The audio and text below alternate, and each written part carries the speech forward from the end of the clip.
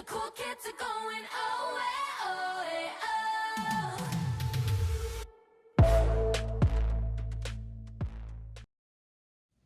Again Jesus began to teach by the lake.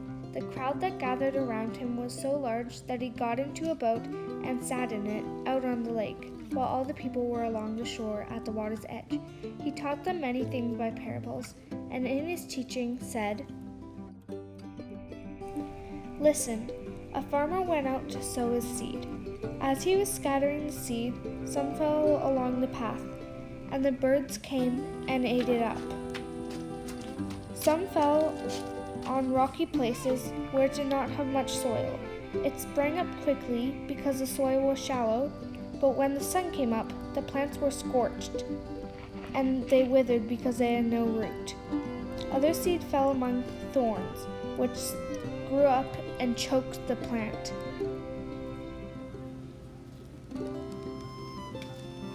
Still, other seed fell on good soil.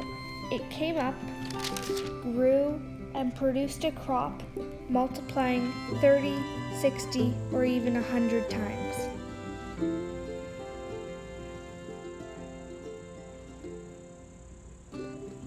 Then Jesus said to his followers, "Do you understand this story? If you don't, how will you understand any story? The farmer is like someone who plants God's teaching in people. Sometimes the teaching falls on a path that is like some people who hear the teaching of God. As soon as they hear it, Satan comes and takes away the teaching that was planted in them. Other people are like the seed planted on rocky ground. They hear the teaching and they quickly and gladly accept it, but they don't allow it to go deep into their lives. They keep it only a short time. As soon as trouble or persecution comes because of the teaching they accepted, they give up. Others are like the seed planted among the thorny weeds.